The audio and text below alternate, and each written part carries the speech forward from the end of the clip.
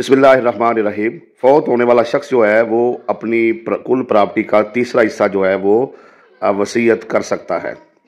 ایک حدیث شریف کا مفہوم یہ ہے کہ فوت ہونے والا شخص جو ہے اگر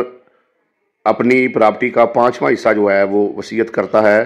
تو یہ بڑی اچھی وصیت ہے، اور اگر چوتھا حصہ وصیت کرتا ہے تو یہ وصیت بھی خوب تر ہے، اور اگر تیسرا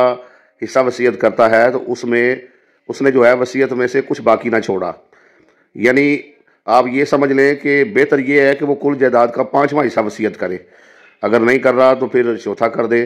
اگر چوتھا بھی نہیں کر رہا تو زیادہ سے زیادہ جو وہ وصیت کر سکتا ہے وہ اپنی کل جائیداد کے تیسرے حصے کی وصیت جو ہے وہ کر سکتا ہے، اس سے کم اسے نہیں کرنی چاہیے، تاکہ فوت ہونے والے شخص کے جو بیوی ہے، بچے ہیں، اس کے جو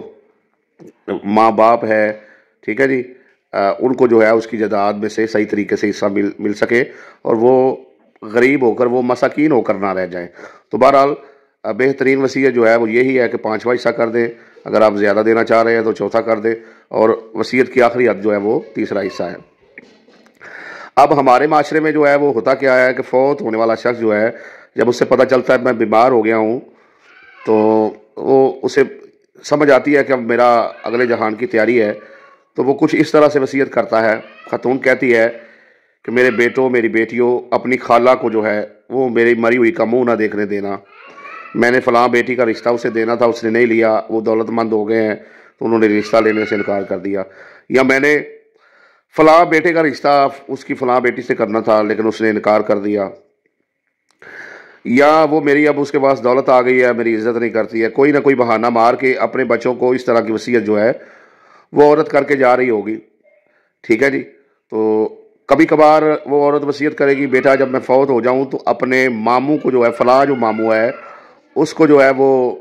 میرے جنازے میں شریک نہ ہونے دینا، میری فوت ہونے کے بعد میرا چہرہ نہ دیکھنے دینا، اس نے مجھے بڑا ستایا ہے، مجھے بڑا رلایا ہے، اس نے میرے اتنے پیسے ادھار دینے ہیں، یہ مسئلہ ہے، یا وہ زمین میں سے میرا حصہ نہیں دے رہا، یہ مسئلہ ہے، کوئی بھی مسئلہ ہو سکتا ہے، ٹھیک ہے نا۔ تو خواتین جو ہیں وہ اس طرح کی وصیت کرتی ہیں۔ کبھی یہ وصیت جو ہے وہ اپنے دیور کے بارے میں بھی کرتی ہے کہ بیٹا تمہارا جو فلاں جو چچا ہے یا فلاں جو تمہارا تایا ہے اس کو بھی جو ہے جنازے میں شریک نہ ہونے دینا۔ کبھی اس طرح کی وصیت جو ہے وہ بچوں کو ان کی پھپھی کے بارے میں کی جاتی ہے کہ خبردار تمہاری فلاں پھپھو جو ہے وہ میرے مرنے کے بعد ہمارے گھر میں داخل نہ ہو، میری مری ہوئی کا منہ نہ دیکھ سکے۔ اور مرد کیا کرتے ہیں، مرد اس طرح کی وصیت کرتے ہیں، وہ کہتے ہیں کہ بیٹا تمہارا جو فلاں تایا ہے نا وہ ہمارا شریک ہے اور اس نے ساری زندگی میرے ساتھ یہ زیادتیاں کی ہیں، تو تم نے اسے میرے جنازے میں نہیں آنے دینا، میرے مرنے کے بعد ان سے کوئی رشتہ نہیں جوڑنا، ان سے کوئی رشتہ داری نہیں بنانی، ان کے ساتھ کوئی پیار محبت کا رشتہ قائم نہیں کرنا۔ یا کہا جاتا ہے کہ فلاں ہمارے دشمن ہیں، فلاں ہمارے اس کے ساتھ یہ جھگڑا چل رہا ہے، خوب لڑنا، خوب مخالفت کرنا، خوب جو ہے وہ اس طرح کی جہالت کے کاموں کو جاری رکھنا۔ یاد رکھیں مرد و خواتین کی اس طرح کی جو وصیتیں ہیں یہ صرف اس بنا پر ہے کہ انہیں وصیت کا علم ہی نہیں ہے۔ وصیت وہ گفتگو ہے جو آپ مرنے سے پہلے دنیا سے جاتے ہوئے کرنے جا رہے ہیں، تو آپ کو چاہیے کہ وہ وصیت آپ کے لیے صدقہ جاریہ بنے، وہ وصیت عدل و انصاف پر مبنی ہونی چاہیے، وہ وصیت جس سے آپ کو آخرت میں فائدہ پہنچنا چاہیے، وہ وصیت جس پر عمل کر کے آپ کے بچے کامیابی اور کامرانی حاصل کر سکیں، اس طرح کی ہونی چاہیے۔ جیسے رسول خدا صلی اللہ علیہ وسلم نے جو ہے وہ وصیت فرمائی کہ میں قرآن اور اہل بیت جو ہے وہ چھوڑے جا رہا ہوں، اور یہ دونوں ایک دوسرے سے جدا نہ ہوں گے یہاں تک کہ کوثر کے کنارے میرے پاس پہنچیں گے۔ اور بعض دوست کہتے ہیں کہ قرآن اور حدیث اور قرآن اور سنت کے بھی اس طرح کی حدیثیں بھی ملتی ہیں، تو میں ان تمام حدیثوں کو ٹھیک مانتا ہوں۔ نبی صلی اللہ علیہ وسلم کی حدیث بھی جو ہے وہ اہل بیت بہتر بتا سکتے ہیں، نبی صلی اللہ علیہ وسلم کی سنت بھی اہل بیت بہتر بتا سکتے ہیں، اور نبی کریم صلی اللہ علیہ وسلم پر نازل ہونے والے قرآن مجید کی تفاسیر بھی بہتر جو ان کے اہل بیت ہے، علی، فاطمہ، حسن، حسین، وہ بتا سکتے ہیں۔ تو بہرحال اسی طریقے سے حضور پاک صلی اللہ علیہ وسلم نے حضرت علی کو وصیت فرمائی کہ آپ نماز قائم کریں، اللہ سے ڈریں، حلال و حرام میں پہچان کریں۔ ظاہراً تو وہ وصیت حضرت علی کے لیے ہے، لیکن حقیقت میں وہ وصیت پوری امت مسلمہ کے لیے ہے۔ تو جاتے ہوئے دنیا سے اچھی وصیتیں کرنی چاہیے،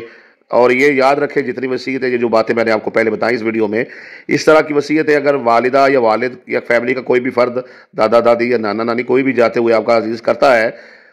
تو آپ نے ان میں سے کسی ایک بات پر بھی عمل نہیں کرنا، نہ ہی وہ قبر میں اس بات سے ناراض ہوں گے۔ انہیں خود نہیں پتا کہ وہ جو کچھ جاتے ہوئے کہہ رہے ہیں، جو جس قسم کی باتیں کر رہے ہیں، یہ سراسر جہالت، ظلم اور ناانصافی پر مبنی ہے۔ اس لیے ایسی کسی باتوں پر آپ نے اعتماد نہیں کرنا۔ آپ نے والدین کی یا دیگر عزیز و اقارب کی اس طرح کی ہوئی باتوں کو اگنور کر کے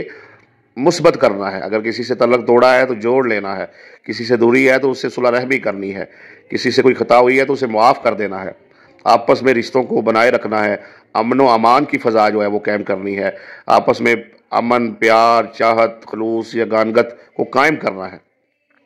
اس سے اگر آپ ایسا کریں گے تو انشاءاللہ تعالیٰ اس سے امید رکھی جا سکتی ہے کہ آپ نیک اولاد ہے، آپ کے والدین کو، دیگر عزیز و اقارب کو کوئی احصال ثواب ہو، ان کے لیے آپ کوئی سود مند، فائدہ مند جو ہے وہ اولاد ثابت ہوں۔